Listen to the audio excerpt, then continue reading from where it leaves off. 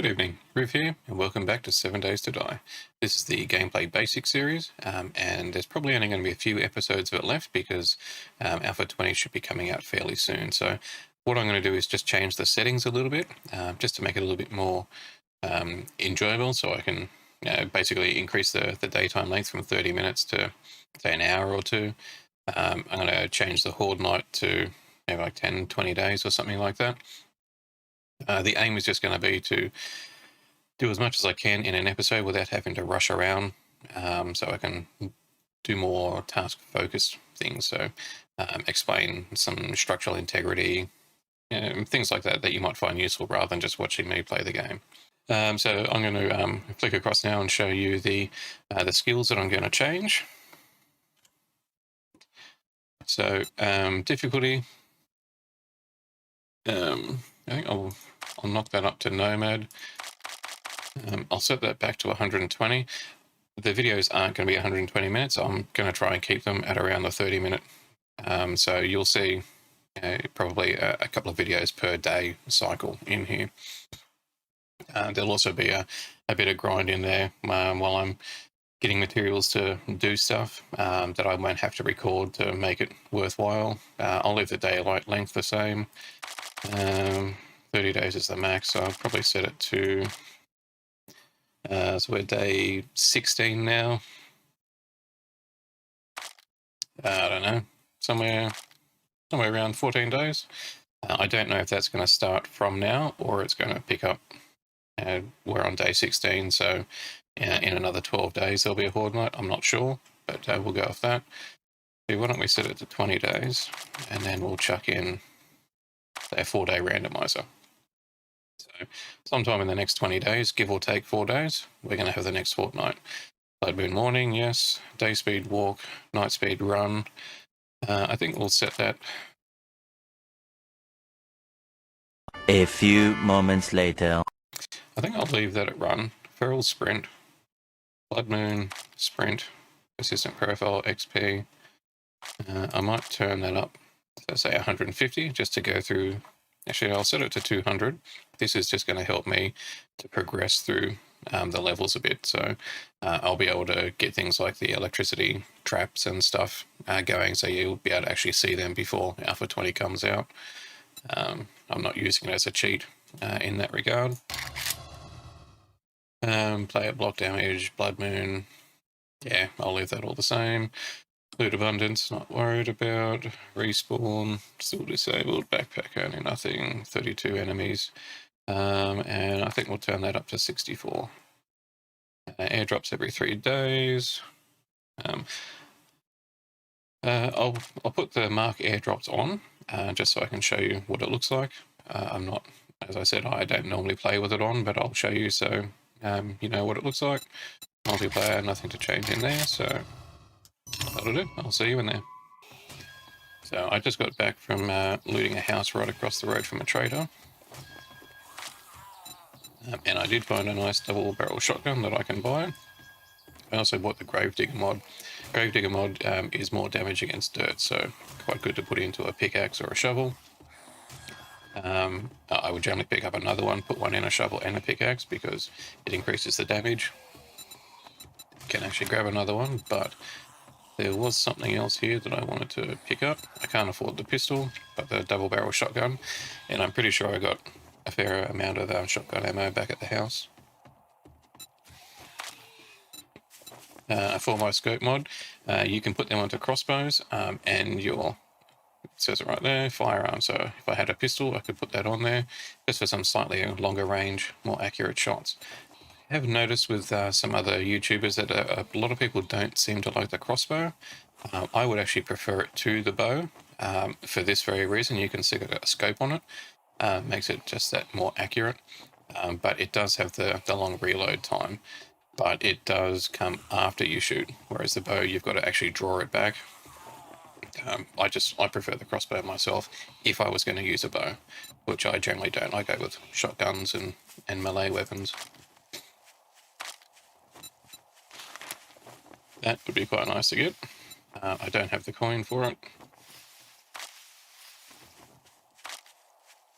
We're back over here because it's restock day as well, in case you're wondering. Next restock is day 19. Nerdy glasses are one of the other ones. So Intellect, if you go an Intellect route, pick them up. It also reduces your crafting time and increases your XP gain. I'm not super worried about that at the moment, and I probably don't have the coin. Oh, I've just got the coin for it, but I'm not worried about it.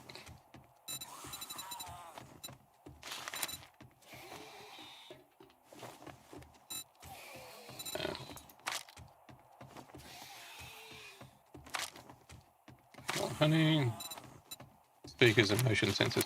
Motion sensors are good when you get into electricity because you can set them up if you put a drawbridge or a powered door hatch. You can actually use a motion sensor and you can wire it up that it will pick up off a player, an ally, a zombie. So you can have a motion sensor when you're driving your Jeep up to your base, to the double wide, the barn door style gates, that when you get within a certain range, the gates will open up for you. You can set it to wire it up to a speaker. That way, when a zombie comes within range of your base, the speaker will start making a beep, beep, beep kind of alarm. I've used that a couple of times. It's quite handy. Steel knuckles, that's the other top tier knuckle weapon. This looks a bit weird, I think.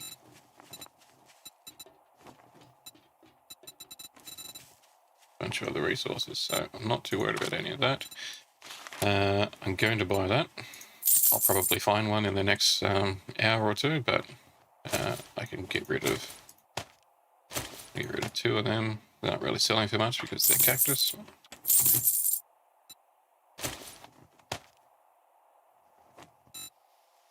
Yeah, still got 17 shots. I'll keep the blunderbuss for emergencies. I think I've got over 100 or so shotgun ammo.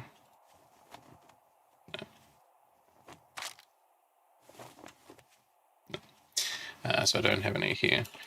When you do use this search, the search will do everything up to secret stash. When you click on secret stash, you've got to search again. So just bear that in mind. If you're searching for something specific, make sure you check them individually. So the mods right through to resources, or use all, but then you have to do secret stash as well. Have I got enough? I don't have enough for another one of them. Thanks for shopping here. Come again. I'm not too worried about the shovel because getting through the dirt's pretty quick, but I will put that, make the pickaxe that much better. So it's an extra melee damage, power attack damage, but an extra 4 block damage. So that can be quite handy. And when you think about having a tier 5 or 6 tool, having multiple mods on there, you can really amp up your damage and get through the blocks a bit quicker. Just looking for something else. I normally have a vehicle there, but we don't have one of them yet, so I will stick needle and thread there just to reduce some of my if you check my skills, because I have leveled up a few times.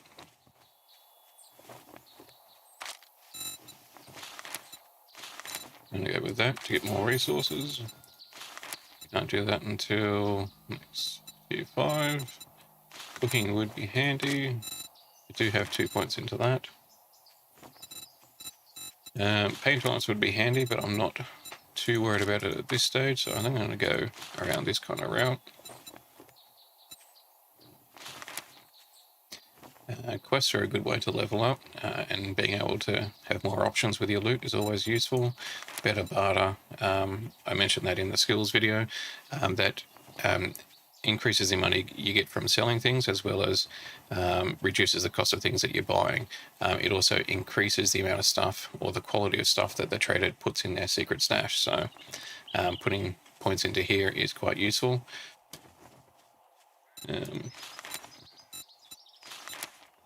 But I think I'm going to put a couple of points into Intellect, because I want to get it up and off the ground in terms of vehicles, and I want to get a crafting workbench going. Generators, that's all the electricity stuff, so that can hold off a little bit. Let's head back to the base, drop all this stuff off.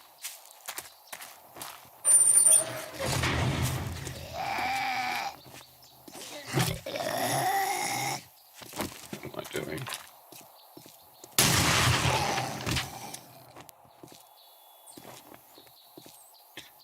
With the double barrel, you can just tap your fire button to fire one, or you can hold your fire button down to fire both at once. There is a fairly significant reload time, so it's not the kind of weapon you'd want to be charging in to a group of zombies and firing. I tend to have the pump action shotgun as my medium range kind of weapon, and then I'll keep the double barrel for when they get close, and then as I'm firing that, I'll switch to my club and take them in hand to hand. It's a cement mixer. Check that out. And I'll grab those cobblestone bags. Still fairly encumbered at the moment, so running's not my strong point. And it's destroyed.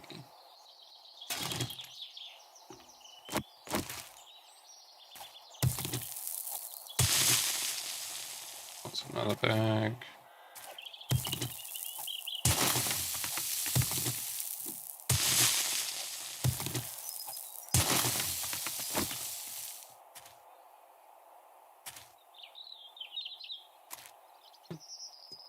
Shame about the cement mixer. Once I drop all this off, we're going to that house over there.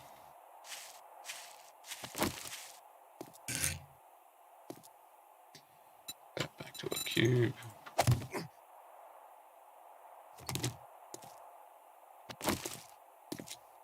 And 0.7% on the infection rate.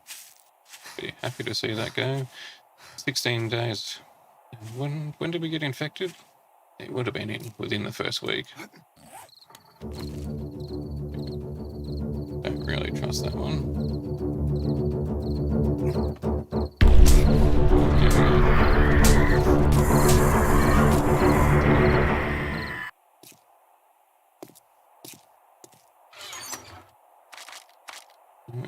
Food away, water.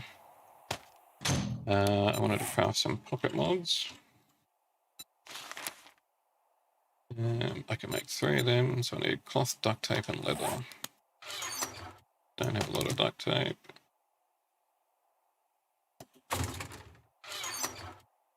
Cloth, duct tape. How many can I craft? 1. Oh, that's a fair bit of cloth. Okay, I need to get some more of that. I'll pick up that later.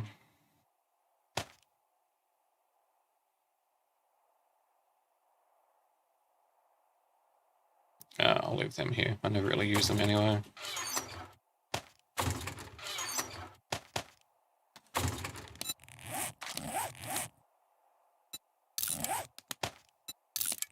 So now I got 1 extra slot. So boots, pants, shirt, coat, and I'm pretty sure your bandana can also have a pocket in there. So just unlocks a few extra storage options. Food and water. Both super low. Bacon eggs. Have a drink. I'm drinking a nice Buffalo Trace bourbon here. Unfortunately, it's the last of the bottle. That's why it's only a small cup. Okay. So as far as character ability goes now, I'm pretty much at the top of my game. Stamina and food and all that without additional buffs. I put these here just to remind me to come back and clear this place out. I did come in through this way, cleaned out the kitchen, all that kind of stuff. There were a few zombies in here. Put my FPS counter back on.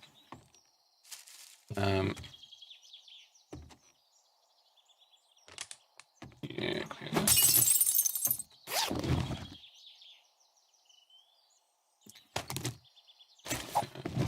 that.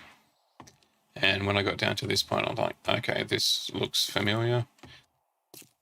Got around the corner here, took out all the cobblestone bags, and then saw the hatch. And that's what jerried it for me.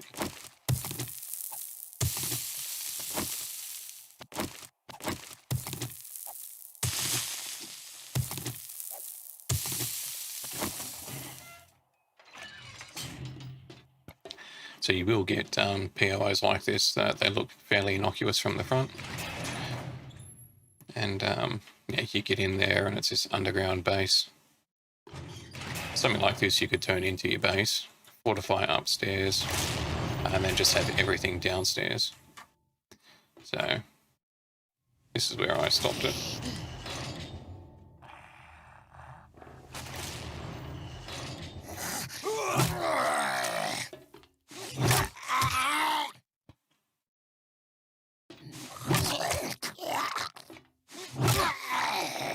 So I'm a little bit of a hoarder. I tend to not waste bullets unless I've got a huge surplus of them.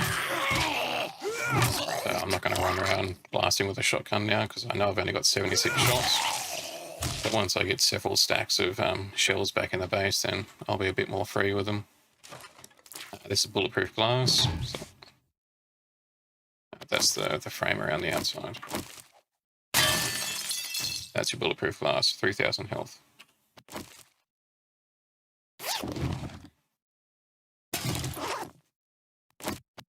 And I left my knife back at home. Can't bother crafting another one. I'm doing this purely for the rotten flesh. So I want to get a farm going.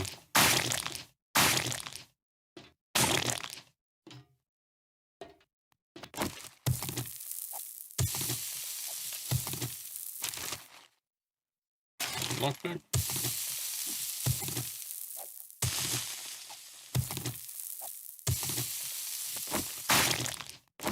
That's locked. That's unlocked.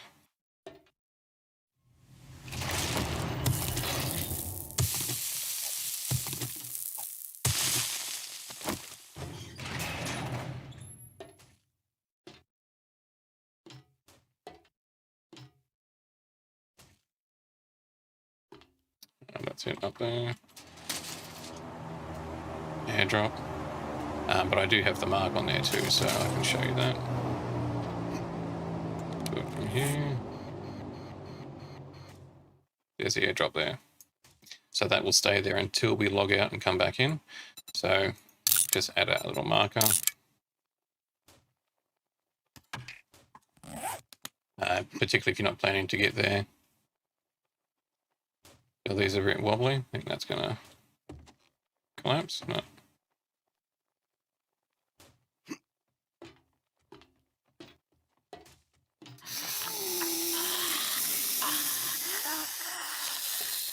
So now looking for the best way to get to me.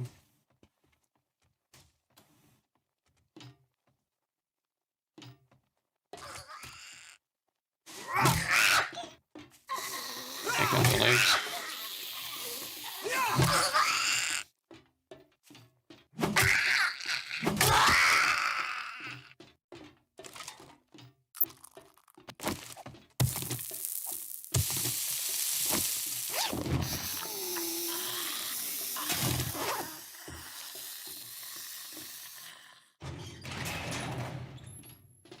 Okay, so this is the back in the room. Now that door's unlocked.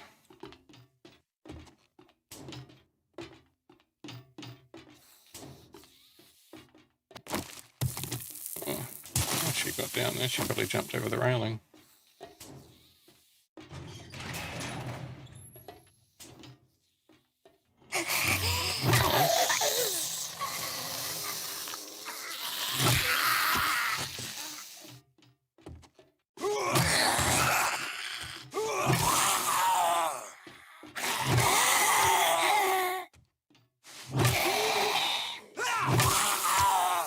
A couple of alphas ago, they actually changed it. So the zombies will actually look at you now when they're standing up. Before that, they could be looking back here as they're standing up. Nice looking at those.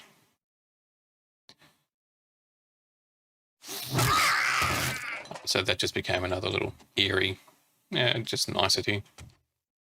Doesn't really do anything for the game other than, I think, better the experience a little bit. So here's where you'd use a wrench to wrench the TV, get those electrical components and electrical parts, I think the other ones are called. Electrical parts and components. Mechanical parts, electrical components.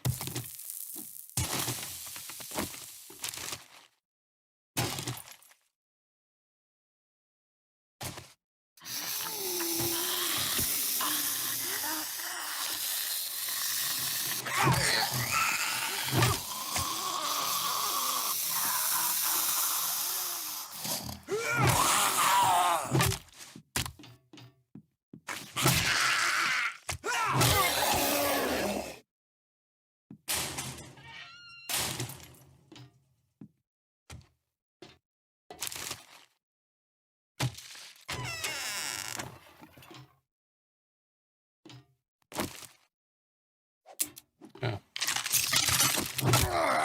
You don't have to wait for the reload animation. You can change your weapon.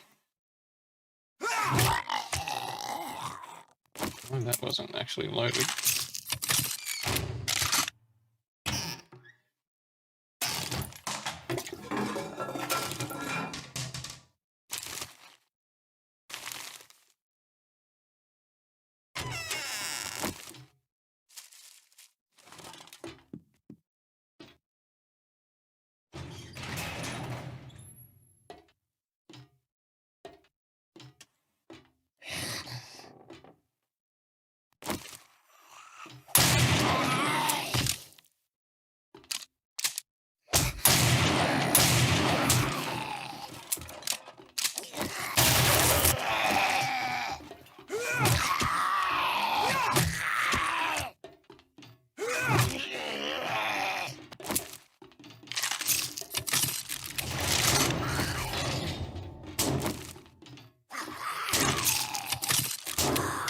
Another tactic, close the door on them, particularly if it's something like this steel door.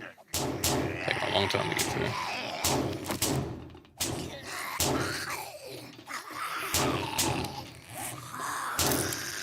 So that'll work, it's okay.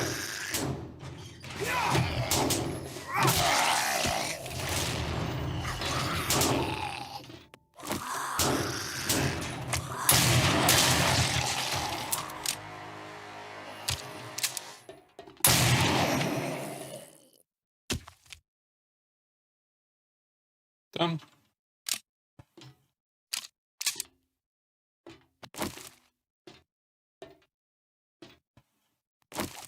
And this will just be a back door to get out. Yep. So a few of these bases, there's a couple of them. There's a huge, there's a huge one in the Navezgane map on top of a snowy hill. Quite famous, just underneath the front door. There's a wooden decking, and if you look closer, you can see that there's a hatch underneath the decking. So you chop your way through that. You then open the hatch, go straight down the ladder. That particular POI is absolutely massive. It's a large house, but there is an even bigger underground area.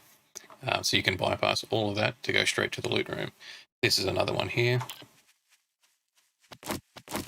but you need to know where to dig.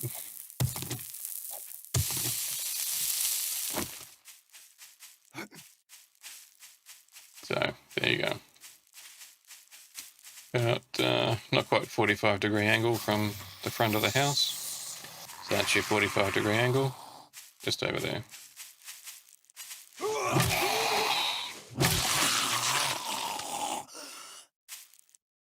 So if you want to bypass all of that, go straight to the loot room. One block over from the last pot plant ornamental thing. Come on, down you go.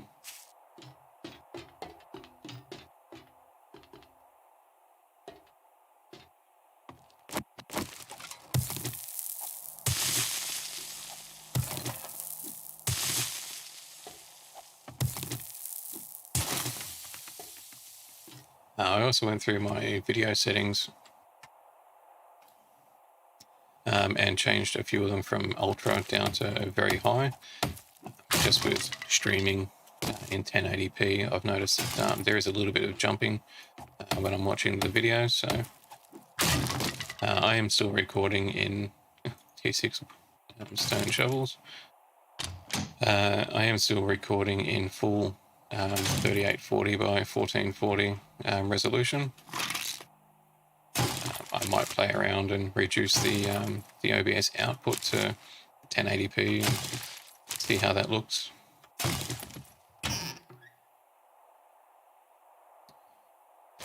Get rid of that.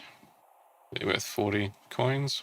I wouldn't wear them, but that's worth 8. I'm wearing an iron helmet, so that's not worth a lot to sell, so that can definitely go. 9 iron's not really worth much to keep. 35 clay. Bandages are pretty easy to come by. Use it. Can't use it. Throw it. That I will use. Even though these are tear sticks, stone shovels, they're not worth anything, so there's no point keeping them. I shall swap that one out and repair with that. Acid, very useful. You do use it to make tyres for your vehicles, as well as some other things. I'll keep that, not worried about that. You can always click on it and go to recipes, and it will tell you everything that you can craft that requires acid. So, precog, military fibre, lead batteries. I don't really craft them, I just find them. You wrench cars, you'll find batteries. If you do get desperate, then you can always craft a couple, but you do tend to find them fairly frequently once you're out there wrenching all the time. Chemistry station, yep, that's later on down the line. And tins of sham wheels, biggest use of it, I believe. Soup. You can come in here with a wrench, break all that stuff down, get a lot of mechanical components, electrical parts. You might even get a little bit of forged iron, but I'm not super worried about it at this stage.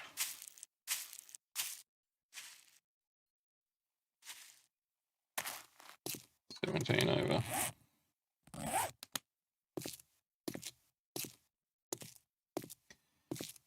It does feel that you are a bit slow in this game, but that's only until you get your first vehicle.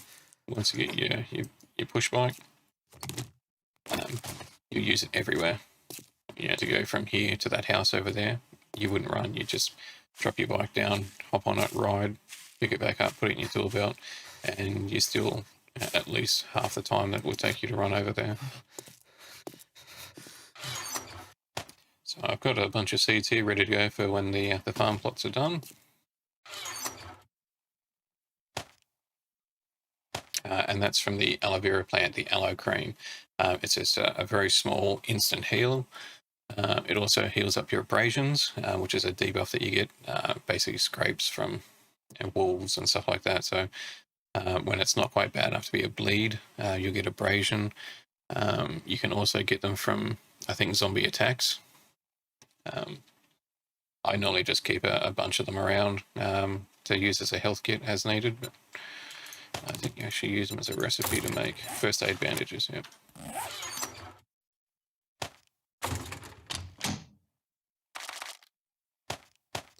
And we already have some stuff to go for next trader day.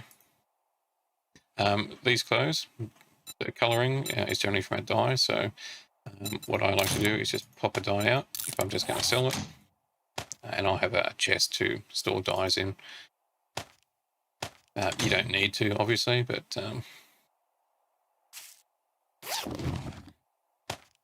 yeah, just if you want to change the look, it's only for multiplayer.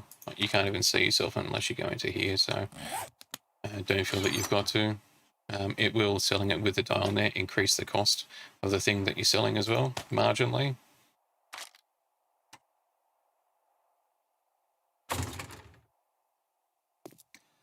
So I'm going to call past the horde base, drop that bow off